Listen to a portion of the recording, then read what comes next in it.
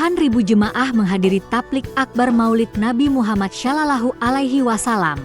Kegiatan ini dihadiri Ustadz Abdul Somad, UAS, di Benteng Kuto Besak, Palembang, Jumat 28 September 2024 malam. Pada Taplik Akbar bersama Ustadz Abdul Somad ini juga dihadiri calon wali kota Palembang, Ratu Dewa, dan calon wakil wali kota Palembang Prima Salam. Dalam kesempatan itu, UAS mengatakan bulan Maulid, bulan mengenal Nabi Muhammad, momen ini juga menjadi berkah karena dihadiri calon wali kota dan wakil wali kota Palembang.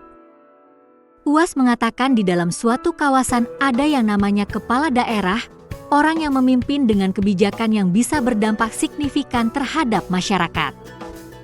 Tidak hanya sampai di situ, UAS mengatakan langsung bertanya ke Ratu Dewa, dan benar bahwa akun sosial media langsung dipegang oleh Ratu Dewa.